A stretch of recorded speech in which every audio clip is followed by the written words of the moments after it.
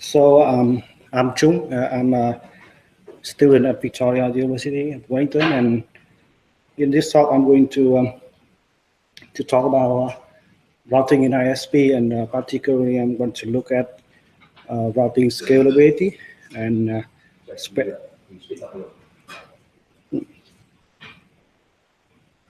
so I just want to talk about routing in ISP, particularly like inter-domain routing scalability and the forwarding table scalability. And I want to show a simple approach that I think is very practical to deal with the scalable of the forwarding table. And I'm going to show how we can use SDN to realize a solution. So first, I'm going to discuss, what are the challenges regarding the scalabilities, and I want to show the next. I want to show how we can make it more scalable, and I want to discuss a reference for using SDN, and finally, I want to show how I use forces to implement a prototype.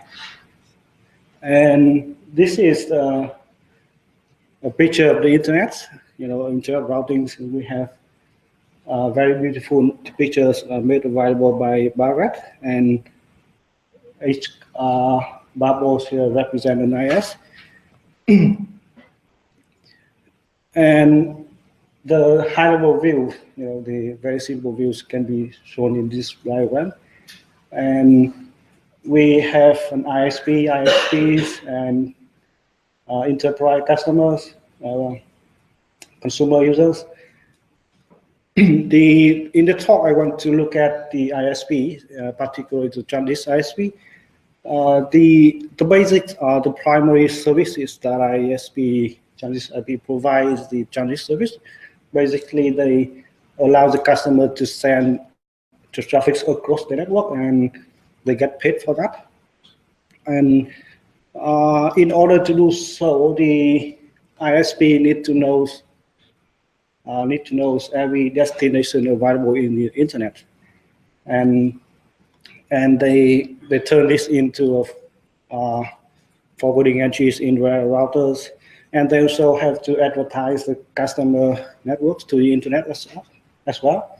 And the only protocol that we use now for routings across areas is BGPs, and a version of BGP.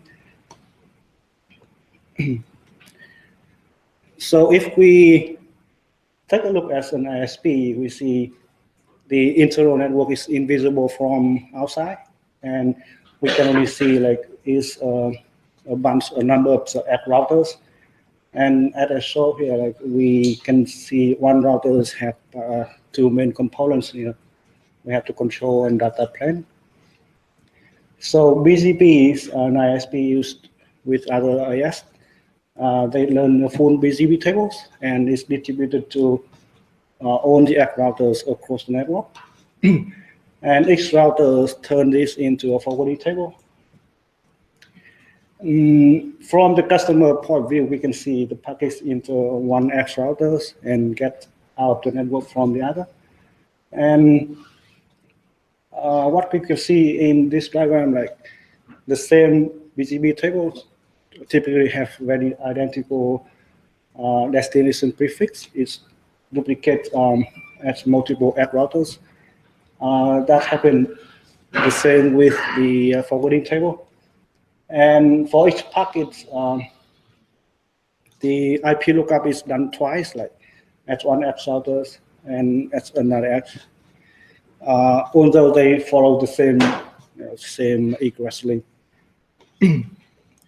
So I think we can make it simpler, when packets come in. Jeff? I don't really understand this diagram. It looks like a full BGP table is connected to an ISP over two links, but enterprises are not connected to the ISP.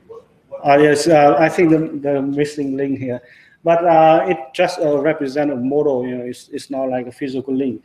What I mean here, an ISP have two sides. one side they connect with other ISP, and I can say this, we can call it the internet, whereas all the destination are available there, and we learn the full table from there. And in one side, we connect to our customer, which have, each customer tends to have one network only, one prefix. So the traffic's, going usually through one customer through the internet and the other direction. The ISP tend not to like transit traffic from one ISP to another. Yeah. So in this model, we have the traffic going from the bottom to the top and from top to bottom.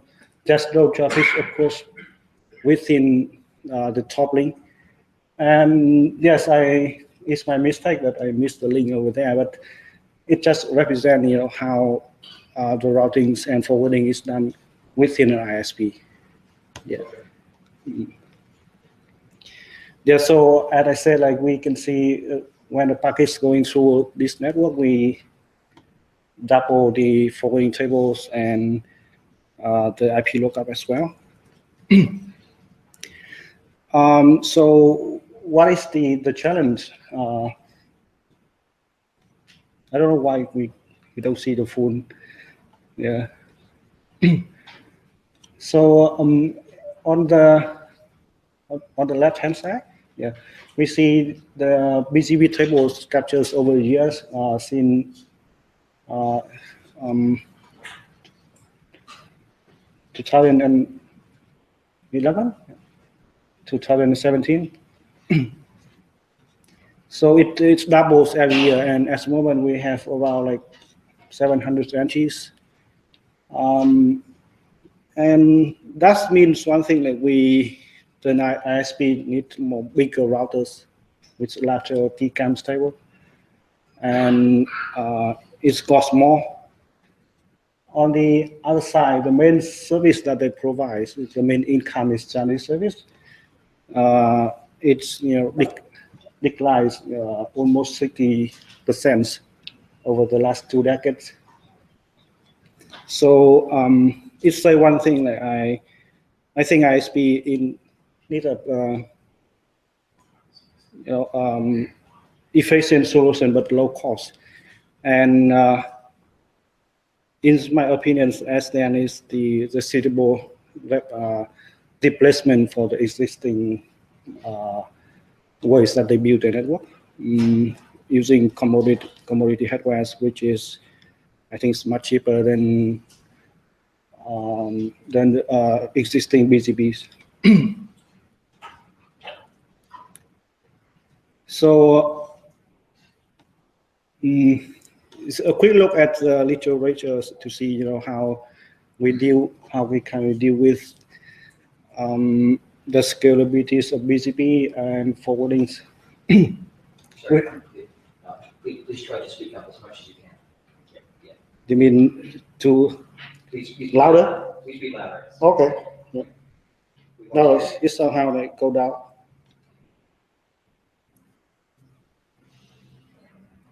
Okay. Yeah.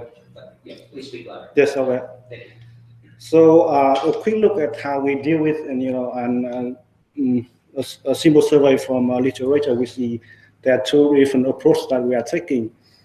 One that we look into like how we can fundamentally change the internet, and there's new protocols proposed, like for example the hybrid link state protocols, or we want to change how we are using address. We want to change addressing scheme, moving from IP to another, something that's more scalable and more can be aggregatable. The only difficulty with the approach that we don't know how to deploy it. Internet is too big that to any single providers and anybody to make a decision when we can switch to a new technology. The other approach seem more practical, with have some different options, like we can compress the table, make it smaller, and we can remove some unwanted prefixes. There's a drawbacks with one of these, like for compression, it's computational expensive. Filterings can cause connectivity issues, and for ISP they want to have more fine-grained controls. Like they want to see they can apply different policy for each different prefixes. So when we aggregate those prefixes together, we lost some control over it. So we want to see what can be other alternative.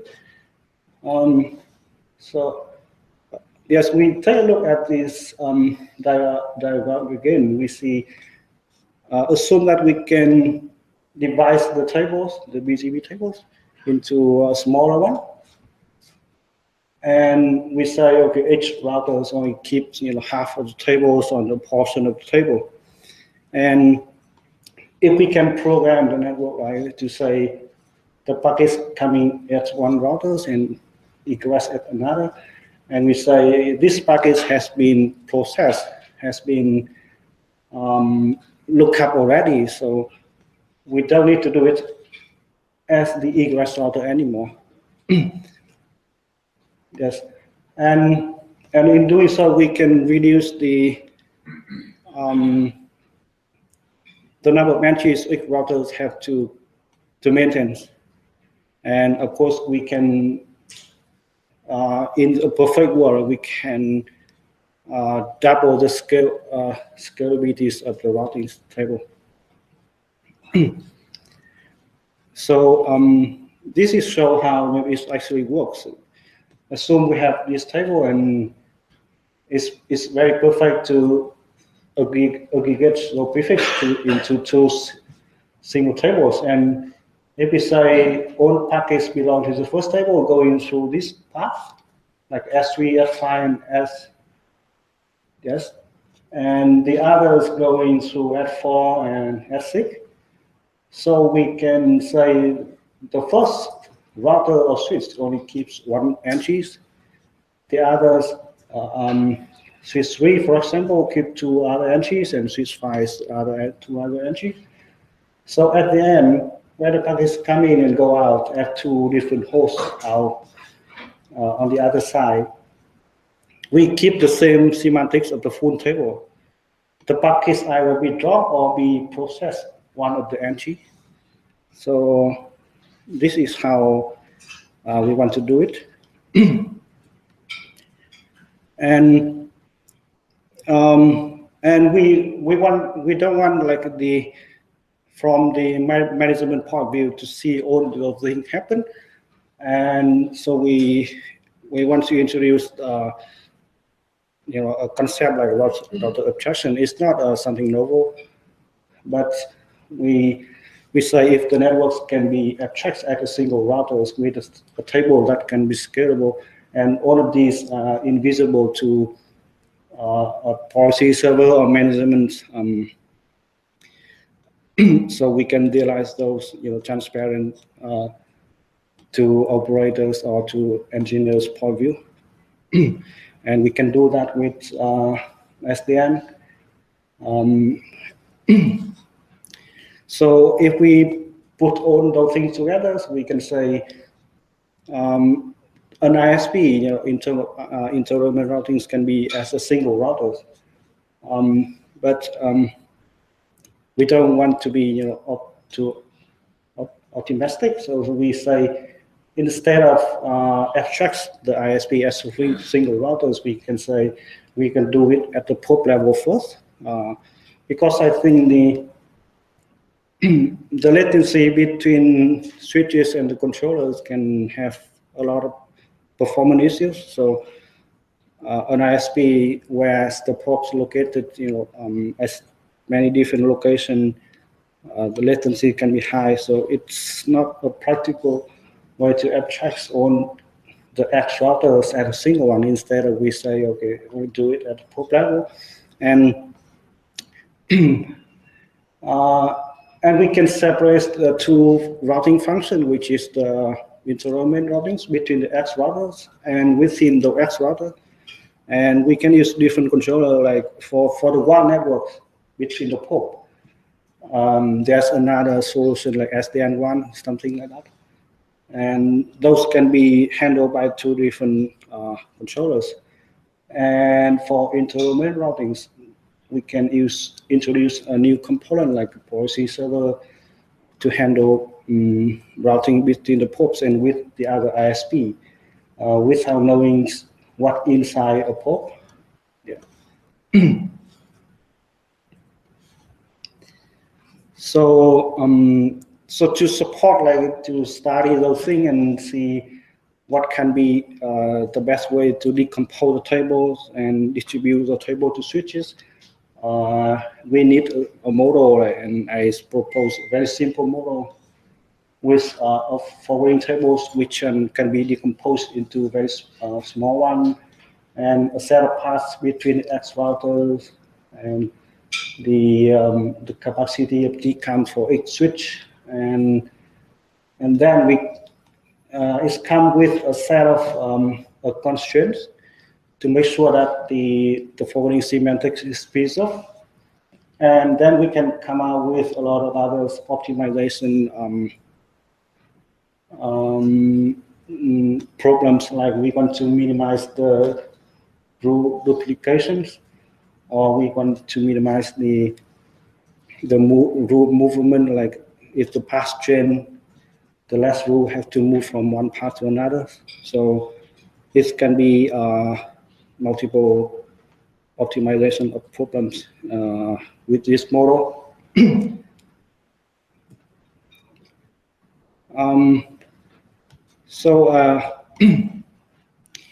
It looks simple, but I see there's some other challenges that we face. For example, the forwarding table is quite big, like 700,000 entries. And I see the simple way that we decompose by look through the tables and see which can be grouped together. It can take minutes at the moment. So we need a better way to do that. If it takes a long time, we cannot deal with the rate of the tables updates. And in one day, we can have more than 100,000 entries updates. The table changes frequently. So we need to figure out how we can decompose the tables efficiently. and also, as the tables are updated often, the algorithm cannot be static, which has to be online. And this is very simple one that I have implemented. It's not optimal, a lot of duplication, but we can see by finding the switch that share by multiple paths, we can install forwarding entries there, and then we reduce the duplication in the network. So far it works, but it needs a lot of optimization if we want to say if it's scale or not. And so I have something implemented using forces, and the reason why we have other options like SDN IP using on-off or something similar, but the forces, I think the best suit for this is because of the multiple tables, and it's very extensible, extendable in my opinion. Like I can introduce new tables and without affecting existing features. And it's used Python, and it's good for prototypes. There's something that I need to train the forces to realize that, for example, in a forces routing is handled individually by different view. There's no concept of distributed routing abstraction at the moment, and we figure out the path from one switch to another using stacking, which is static. If the link fails, there's no way we can figure out that, and we can see the event that the link is not usable anymore. And we need some more APIs to see inside the networks. Like we don't know when a routing entry is resolved, and how we can program each switches differently. So so this is the way that I did to realize distributed routing in forces. It's not something major or important, like just use real frameworks to last values to see which routing events is interesting for the other values, and broadcast it through the view framework, and the other can see that, so it can resolve its table. For example, in this case, we have 3 values with different forwarding tables, and a text came to the same host. I think the host one here is invisible somehow, so that traffic can go exists same host, but it maintains. It's not necessary that the host have to directly connected to one switch, and it works. I just don't know if the performance is good. And so this is showing how we can integrate everything to forces. We have new components, which is a core distributor, which handle the distribution of the tables, and it's received all the pass chains from the BSB speaker, and make a decision where should the routes store in those tables based on the stack topologies underneath here and the capacity of those switches, and finally we have the full table in those data paths without any switch to store everything. And in terms of the pipelines, my intention is to use MPOS to tunnel. We need to tunnel packets from one data path to another. When the packet has been processed, by process I mean its headers has been rewritten to something suitable for forward to out the network, and MPOS is suitable for that. But that is on some hardware. It's not well supported. So instead, I use the stack import and the forces source mark to see if this packet should be tunneled to other switch without going through the forwarding table. And there's not much has changed to the forwarding forces pipeline. And it doesn't take much coding to realize the whole thing, like only a few hundred line codes for the distribution and a couple changes to forces, and just so that's the end. Yep.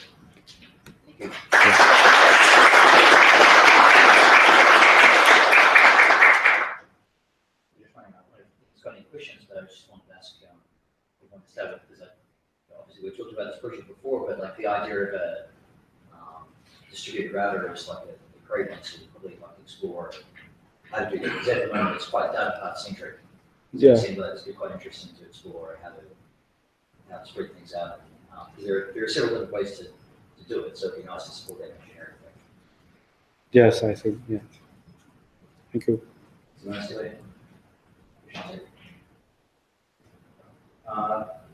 you guys are good together. Thank you. Thank you.